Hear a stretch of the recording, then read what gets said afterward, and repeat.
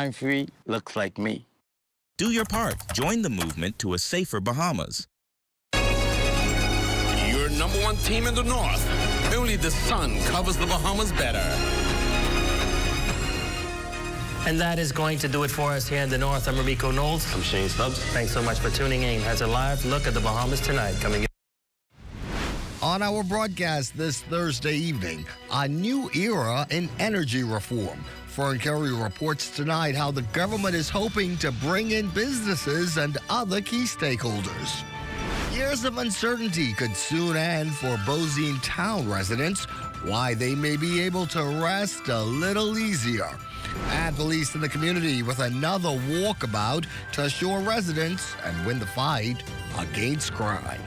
Those stories, today's other big news, this late night, Thursday, March 5th, 2026.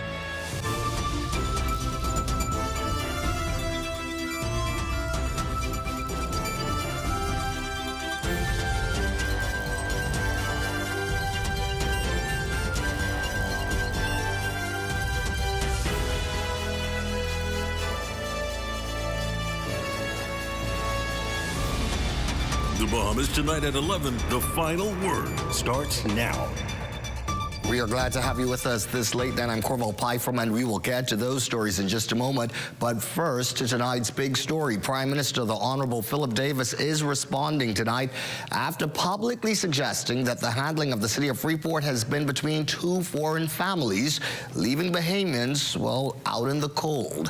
In an open letter, GBPA co-chair Rupert Haywood fired back, charging that he's not a paper Bahamian, neither a recently reached Bahamian, but a multi-generational one whose father was born in the country even before independence. Seeking to set the record straight, the Prime Minister, in a letter of his own this evening, noted that he never questioned Haywood's nationality, further that the issue reflected in many documents circulating is not personal, but rather the position the GBPA has taken, in which the Haywood family is a major shareholder, about its standing in Freeport and its relationship to the government. Mr. Davis insists that for 2 years his government attempted to negotiate with the GBPA, noting that confrontation was the last thing it sought.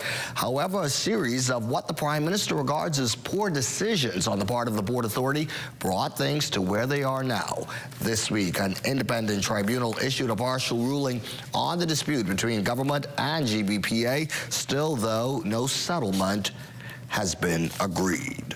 To some other news here tonight, the Bahamas to enter a new era of energy reform, one the government's touting as the largest restructuring of the electricity system since its inception. The government today extending an invitation to the business community, residents, and key stakeholders for feedback at today's energy reform at the Bahama Resort. Here's Fern Curry with tonight's top story.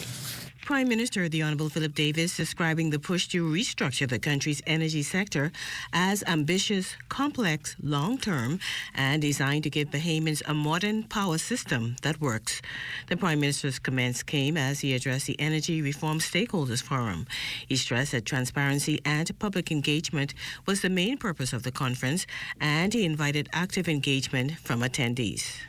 Our officials from the Ministry of Energy and Transport, from BPL and from the project partners are here to walk through the structure of the reforms, to explain how the bills are calculated, how the contracts fit together, and how the path from where we are now to where we aim to be has been mapped.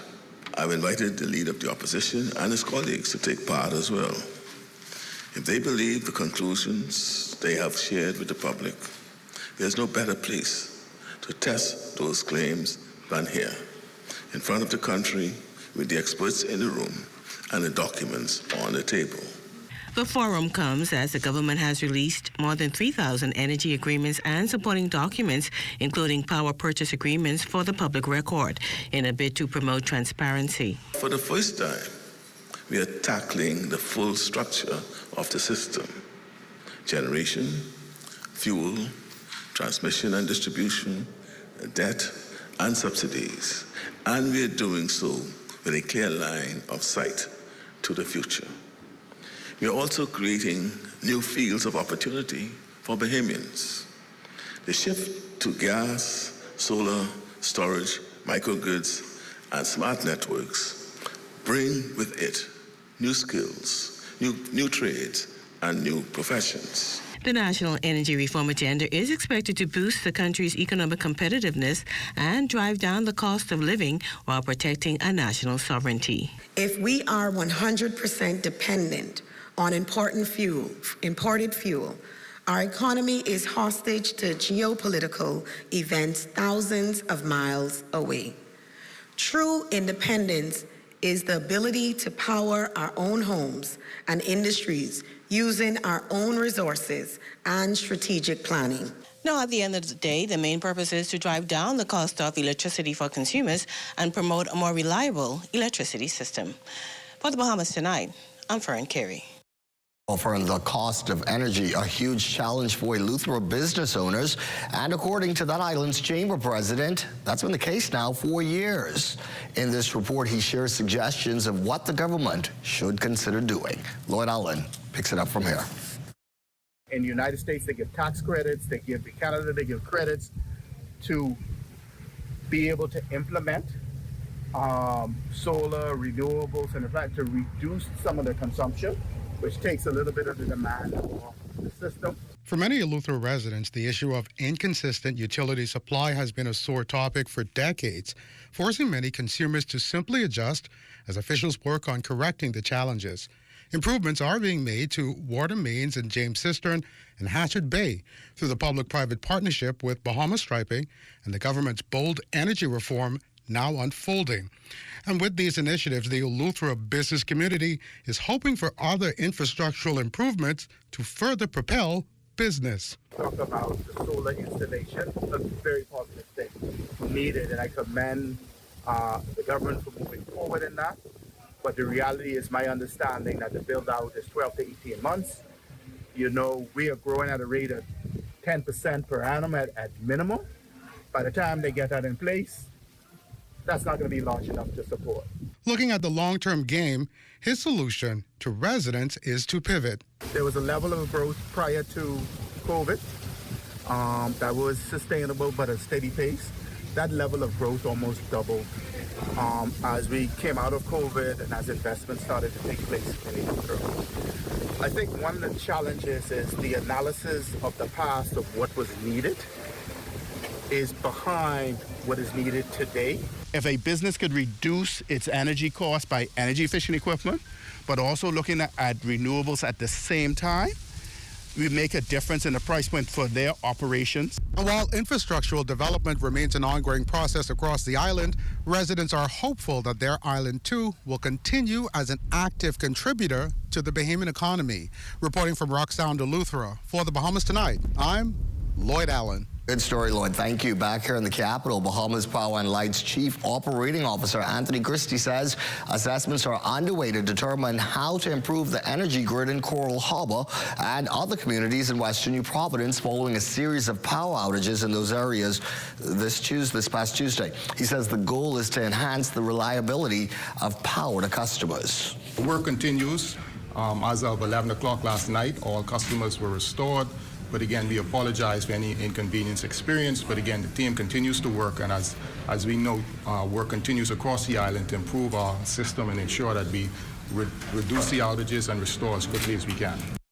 Now, Christie says power has been fully restored to the affected communities. Luckily, the company would have engaged a fuel hedging program the last few months, and again, we're basically fuel hedging, so our price of fuel is controlled. We won't see or be impacted by this volatility that's occurring in the Middle East. I just checked my phone, and it's showing that the crude oil is up to $85. I guess a few weeks ago it was around $60-some, but again, based on our fuel hedge, we're protected from this, and again, we're trying to control and make sure that our price of electricity stays stable as we work through all of these energy initiatives that's happening now. We can also tell you this late night that relief could be on the way for Bozine Town residents, many of whom have been in limbo for decades because of long-standing issues with obtaining their legal property titles. Housing and Urban Renewal Minister, the Honorable Keith Bell, announcing in the House of Assembly yesterday that these matters are being addressed. This government has intervened to acquire the title to the relevant lands so that the situation can be regularized in a lawful and orderly manner.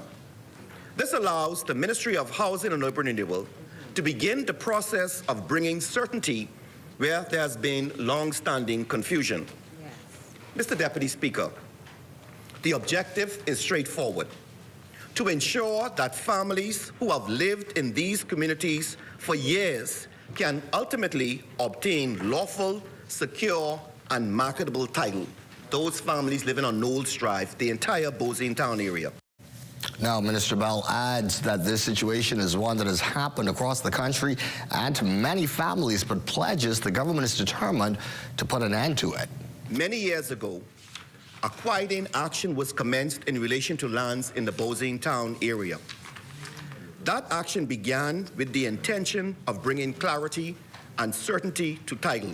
However, like many matters in our country's land history, the process did not reach a timely conclusion. It lay dormant for many years. When the matter was eventually determined decades later, the result created a deeply undesirable situation.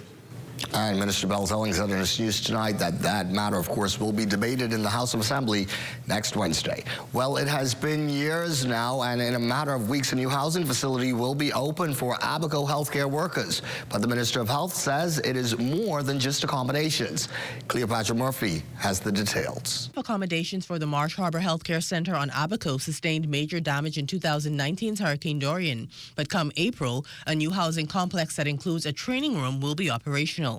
Minister of Health and Wellness, the Honorable Dr. Michael Darville, says the new facility was born from a partnership between the University of Miami and his ministry and will house visitors when advanced training is taking place on Marsh Harbor. There's a big conference room, and the majority of the other rooms are for accommodation, particularly for international staff who come into Abaco to continue the training for advanced life support, for training for disaster preparedness, for training for disaster medicine, and the list goes on and on. So this is a very important asset.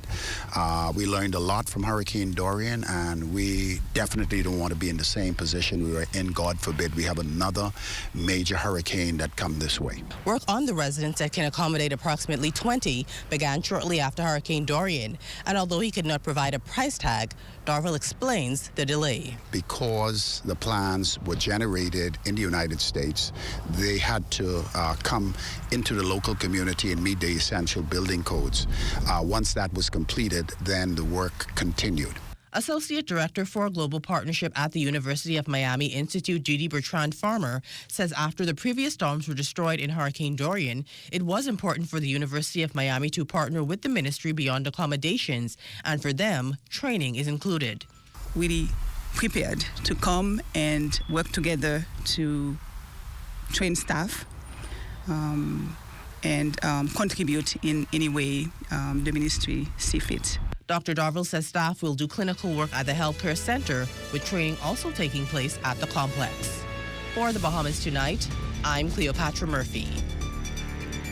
We continue this Thursday evening. More of the day's top stories. Hear from the police commissioner and residents on Wednesday's walkabout here in the capital. That and more. You are watching the Bahamas Tonight at 11. There's much more to stay up for. Step into a life of luxury and convenience with the Commonwealth Bank Platinum Card. From earning premium cashback rewards on every dollar spent to enjoying comprehensive travel insurance, shop with confidence, knowing your purchases are protected. Our Platinum Concierge service turns your requests into reality, wherever life takes you. Let the Commonwealth Bank Platinum Card be your passport to exceptional experiences. Commonwealth Bank, leader in personal banking services. Wait, what you grabbing all these pizzas, boy?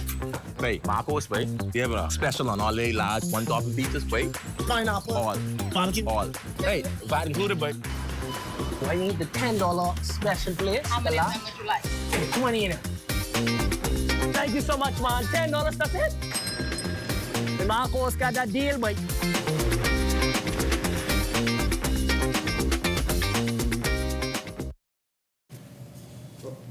We continue with some of the other items in the news this Thursday evening, and in an effort to strengthen ties with residents and promote safer communities, police officers stepped directly into sections of the inner city, meeting face-to-face with those who live and work in the area.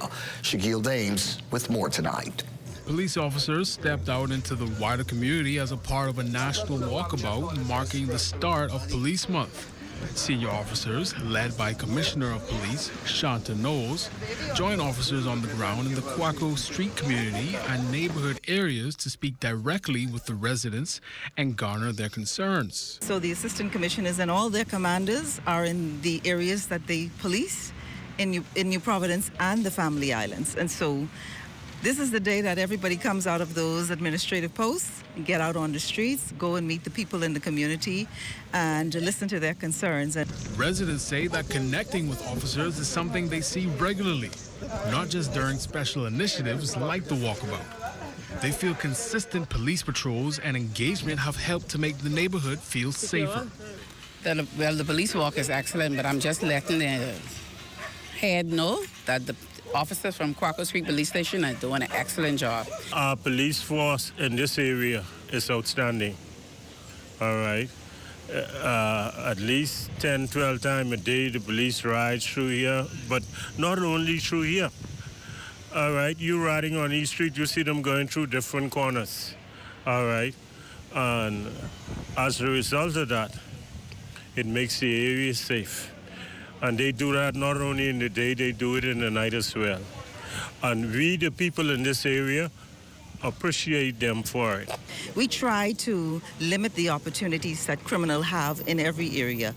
But let's talk about the good people in our inner city. When you think about the people who are in Baintown and Grantstown and Angliston, there are so many beautiful people who are not affiliated with crime and who care so much about their community. Those are the people we want to touch and to say to them that the Royal Bahamas Police Force stands with you. We will continue to do our best to make sure that you are safe, that you can traverse the streets free and fair of being harassed, and we welcome that. And as Police Month continues, officials say residents can expect to see more outreach activities designed to keep that same dialogue going. Police say the goal is not just visibility, but building stronger partnerships with the people who live here.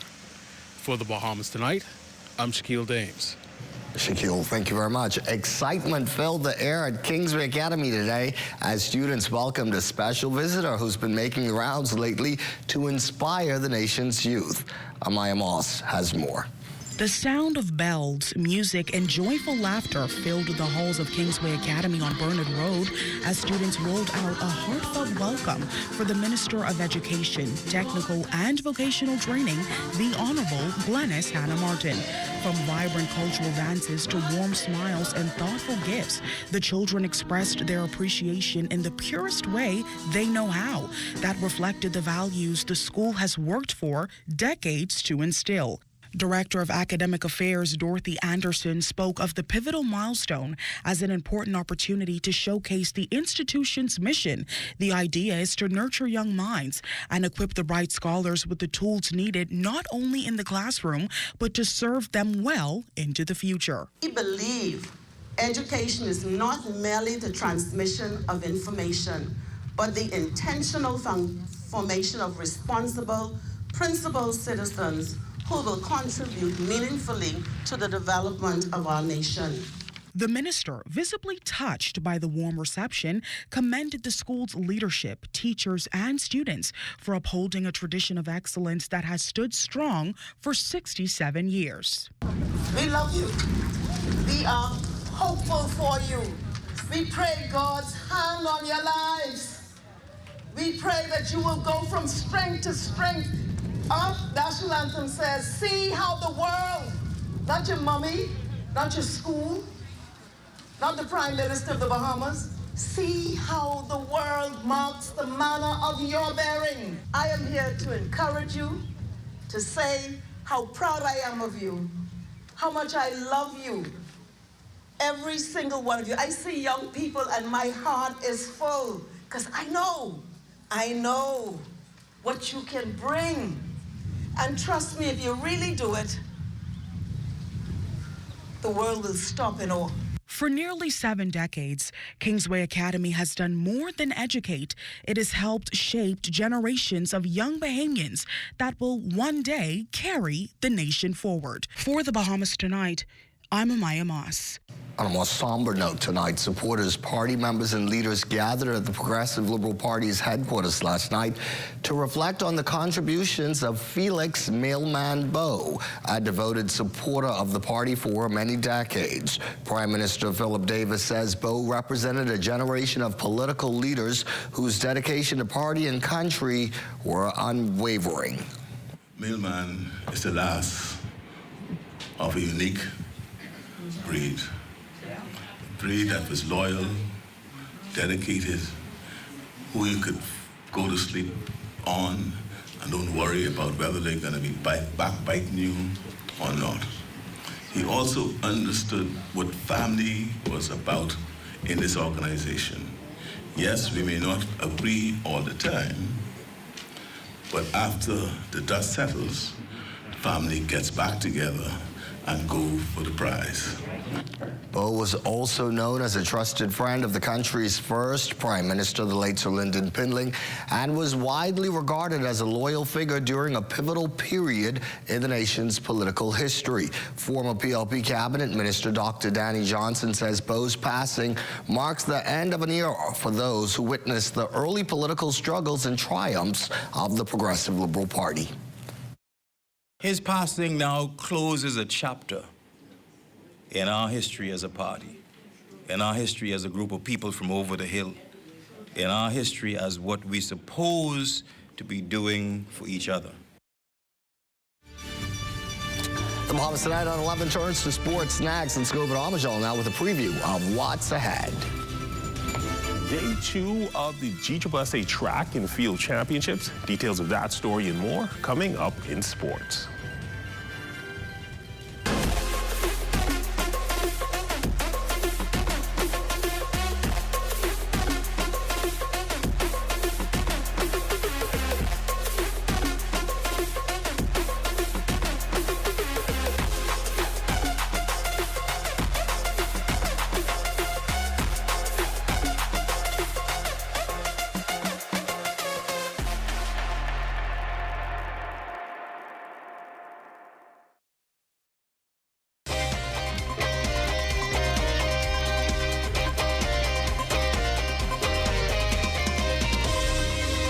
Thursday Sports Check, everyone. I'm Amajal Knowles, topping sports. Day 2 of the GSSA Track and Field meet getting underway this morning.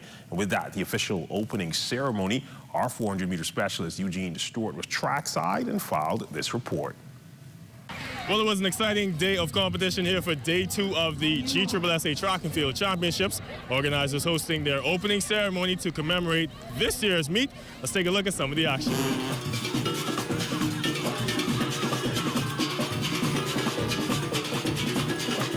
The sweet sounds of John Canoe by the R.M. Bailey Pacers echoed the grounds of the Thomas A. Robinson Stadium for Day 2 of competition. The opening featuring a display of all 15 teams that will be going head-to-head in both the junior and senior divisions.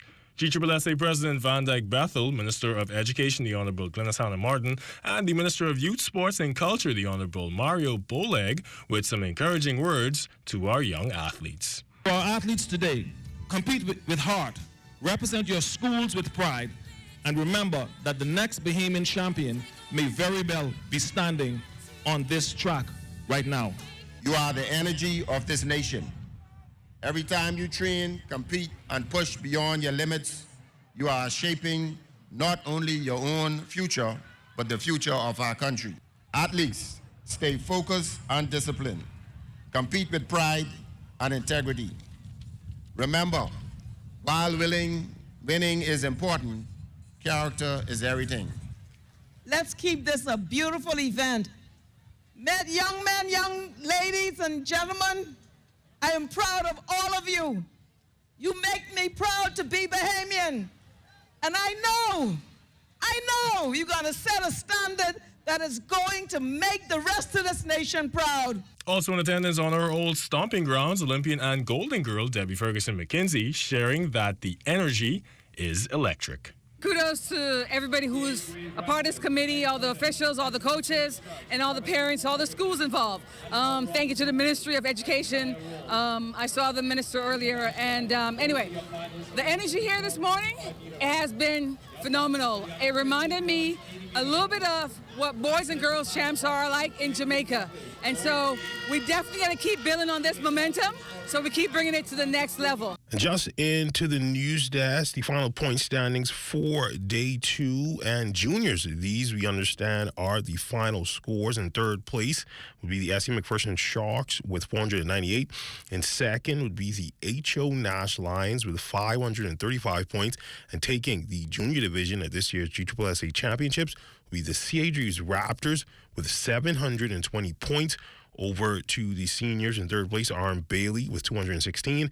In second place, the C.B. Bethel Stingrays with 224 points. And leading after day 2 will be the C.R. Walker Knights with 305 points. The final day for seniors will take place tomorrow at the old Thomas A. Robinson Stadium. Highlights and the final standings from day 3 in tomorrow's Sportscast. And we finally have a time and date for perhaps the biggest local junior track and field competition of the year. The B3A is holding a press conference yesterday for the announcement of the Carifta Trials that will take place March 20th through the 22nd at the original Thomas A. Robinson Track and Field Stadium. The meet traditionally delivers some exceptional performances, and this year is expected to be no different. This year's trials will be held over 3 days at the stadium, mirroring the actual competitive schedule of the Carifta Games itself. In 2025, the Carifta Games, which was held in Port of Spain, Trinidad, we delivered one of the best performances we've ever done in the history of our sport, spanning back to some 41 years. And so today we gather for the Carifta Trials announcement, and we stand on a great deal of momentum. We're not just satisfied that we have achieved higher standards last year. We are prepared to do even better this time around. Last year was epic for the Bahamas in track and field. But if it resonates with the Bahamian people, let me say it very clearly. We ain't no fluke. Still on track, this time over in the Family Islands. Great progress being made on the island of Eleuthera as they gear up to host their regional track and field competition. This as the Bahamas Striping group of companies assisting with the refurbishment of the 400-meter track at the Preston Albury High School. Coach Kennard Mackey tells us more. We're very much excited. I have coaches from all of the other Family Islands calling me in awe about having this track right here and wishing for their islands to have the same tracks on the other Family Islands. The good news is I've been promised, and they've already made the commitment that starting on the 14th, the day after regionals, that the rubber is going to be put down on this track. So we're going to get our world-class track here starting on the end of next week. And to the Diamond, Bahamians in action for Great Britain as they tune up just ahead of the World Baseball Classic, taking on the San Diego Padres yesterday in Arizona. Top of the first 2-2 count, B.J. Murray would take this pitch deep into right field to get on base with the single. Murray would continue his hot bat, getting on base with another single in the top of the third. Fast forward to the top of the 8th inning. Josh Chisholm at the plate with a 3-2 count would take this down and then fastball deep down the right field line for the home run to put Great Britain up 2-1. The Padres would tack on a run at the end of the 8th, and this one would end in a 2-2 draw. Look at some of the stats from the other Bahamians in action. Trace Thompson started in right field and had a double in 4 at-bats.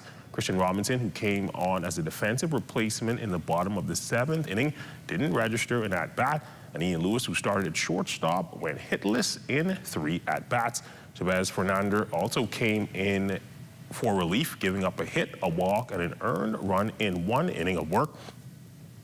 And the 2026 World Baseball Classic gets underway today, but as mentioned, Great Britain will play its first game on Friday, taking on Mexico, the same team which essentially knocked them out of the last World Baseball Classic in 2023. And that's been a look at your sports on this Thursday. I'm Amajal Knowles, signing out until tomorrow.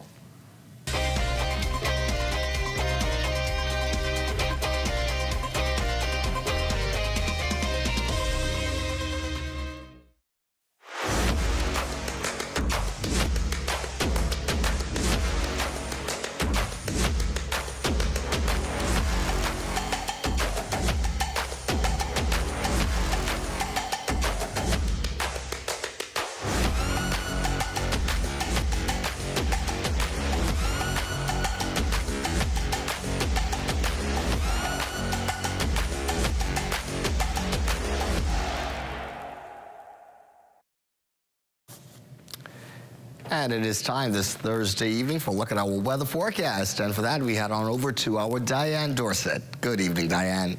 Good evening, Corval. Our satellite picture shows spotty clouds over the southeast Bahamas, which could trigger a few showers in that area tonight, while the remainder of the Bahamas is enjoying mostly clear skies. Meanwhile, the ridge of high pressure across the islands will continue to maintain moderate to strong winds into the weekend. As a result, boaters are strongly advised to exercise extreme caution, and swimmers should stay out of the waters due to the high risk of rip currents. Now, let's take a quick check on temperatures around the Family Islands. In the northwest Bahamas, 78 degrees in Freeport City, Grand Turtle Key and Bullocks Harbor, 77 in Marsh Harbor, Abaco, 76 in Alistown, Bimini, 77 degrees in Fresh Creek, Central Andros and Camp Bay, South Andros, 78 in Harbor Island and Roxanne, Eleuthera, Black Point and Zuma, 77 degrees, Arthurstown, Cat Island, San Salvador, Rumkey, 79, Georgetown and Zuma, 78, and for our southernmost islands, we've got 79 degrees in Clarence Town, Crooked Island, Betsy Bay, Acklands, and Ragged Island, 80 degrees in Matthew, Taninaga, and for the Turks and the Caicos Islands, 80 degrees. Tonight, you can expect partly cloudy and windy conditions with a temperature of 73 degrees, and for tomorrow, partly sunny and windy with a couple of afternoon showers and a temperature of 81 degrees. Now, in your extended forecast, over the next 7 days, expect partly sunny and breezy days with 30% chance of afternoon showers tomorrow. Mild nights will continue into next week, so overall we can look forward to some beautiful Bahamian weather ahead. Now that's your late night look at weather. Rest easy, stay cozy, and thanks for staying up with us. Corval. And thank you too, Diane. That is our broadcast this Thursday evening. I'm Corval Pye for Amo, Diane, and our entire team. You take care, be well, and remember, we'll look to see you right back here tomorrow evening. Good night.